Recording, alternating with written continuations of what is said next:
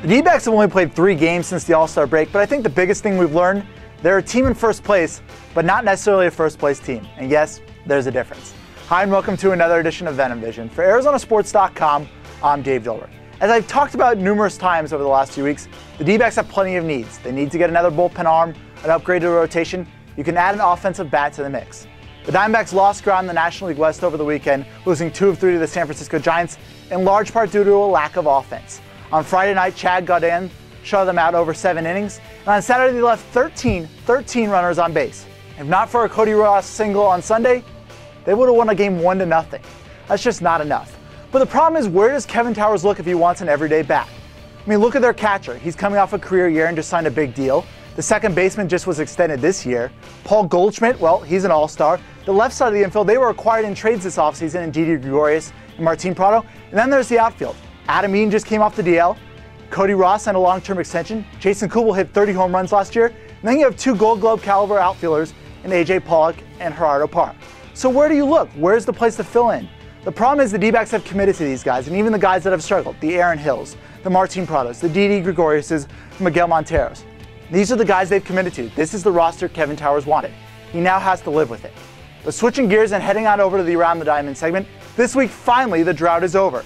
I have a question on Twitter, and it has to do with Matt Davidson and the trade deadline.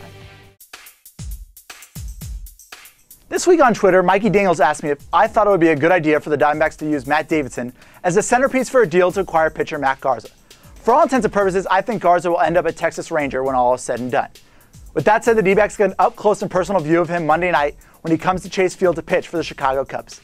But for the Diamondbacks' sake, I hope that's the closest they get to Garza.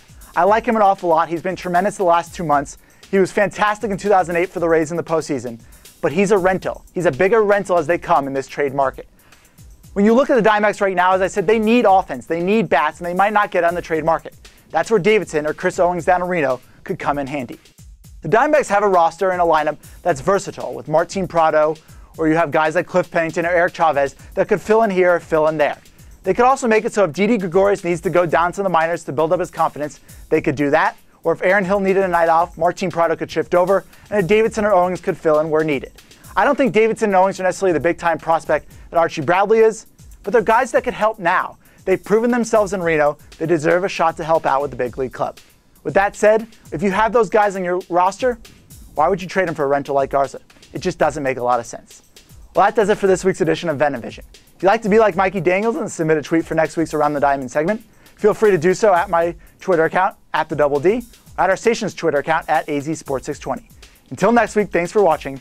For ArizonaSports.com, I'm Dave Dilbert.